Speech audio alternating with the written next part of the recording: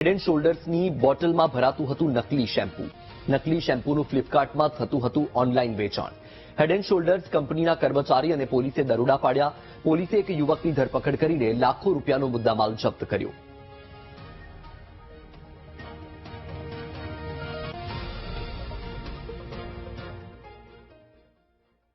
સસ્તા ભાવે મળતી વસ્તુઓ ખરીદતા પહેલા ચેતજો, કારણ કે આજના સમયમાં બજારમાં મળતી એક પણ વસ્તુ એવી નથી કે જેનું ડુપ્લિકેશન થતું ન હોય.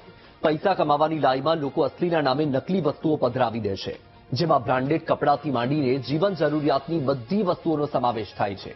હેડ એન્ડ શોલ્ડર્સ જેવી શેમ્પૂ કંપની હોય કે પછી પુમા જેવી કપડાની બ્રાન્ડ, ખેડૂતોનું બિયારણ હોય કે પછી ચલણી નોટ, બધે જ નકલીની ભરમાર છે. આવી નકલી વસ્તુઓનું ઓનલાઈન અને ઓફલાઈન વેચાણ થાય છે.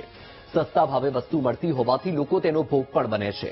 ત્યારે વસ્તુ ખરીદતી વખતે સાવધાની દાખવવી ખૂબ જ જરૂરી છે.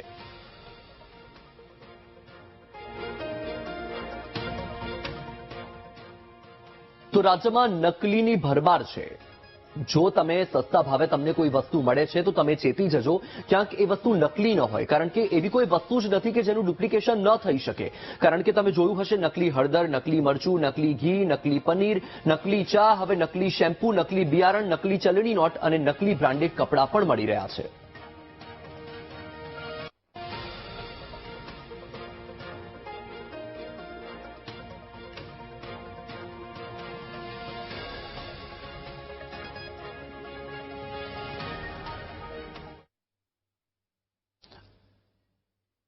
અને હવે તમને બતાવીશું નકલીનો વેપલો.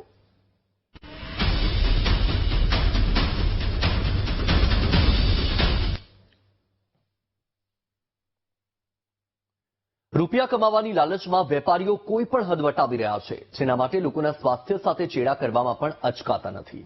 આરોપીઓ પ્રસિદ્ધ કંપનીના પેકિંગ કરીને અંદર નકલી માલસામાન ભરીને ખુલ્લેઆમ વેચાણ કરી રહ્યા છે અને પોતાના ખિસ્સા ભરી રહ્યા છે. રાજ્યમાં છેલ્લા થોડા દિવસોમાં જ નકલી ખાદ્ય ખોરાક અને મસાલાનો જથ્થો પકડાયો છે. જૂનાગઢમાં પ્રસિદ્ધ વાઘ બકરીના નામનું બ્રાન્ડિંગ કરીને બોગસ ચાની ભૂકીનું વેચાણ પકડાયું. પોલીસે નકલી ચાની ભૂકી બનાવતા વેપારીની અટકાયત કરી છે. સુરતમાં એવરેસ્ટનું નામ વટાવીને શખ્સો બોગસ મસાલાનું વેચાણ કરતા પકડાયા હતા. કારખાનામાં દરોડા પાડીને પોલીસે 24 લાખથી વધુનો મુદ્દામાલ જપ્ત કર્યો હતો. ઊંઝાનું જીરું દેશ વિદેશમાં પ્રખ્યાત છે, ત્યારે લોકોના આરોગ્યને જોખમમાં મૂકવા માટે જીરુને પણ નથી છોડ્યું. ઊંઝાના ખોડિયાર એસ્ટેટ ગોડાઉનમાંથી નકલી જીરું પકડાયું હતું. ભેળસેડિયા આટલેથી નથી અટકતા. સુરતમાં આરોપીઓએ નકલી ગુટખા પણ બનાવી નાખ્યા. પોલીસે બાતમીના આધારે વરાછામાં નકલી ગુટખા બનાવવાનું કારખાનું પણ પકડ્યું હતું.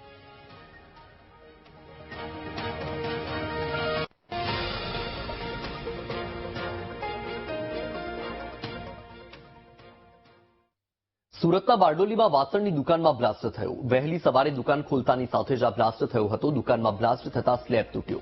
ફાયર બ્રિગેડે કાટમાળમાં દબાયેલા સગીરનું રેસ્ક્યુ કર્યું. સગીર ગંભીર રીતે ઇજાગ્રસ્ત થયો છે, સારવાર માટે લઈ જવાયો છે. દુકાનમાં બ્લાસ્ટનું કારણ અકબંધ છે.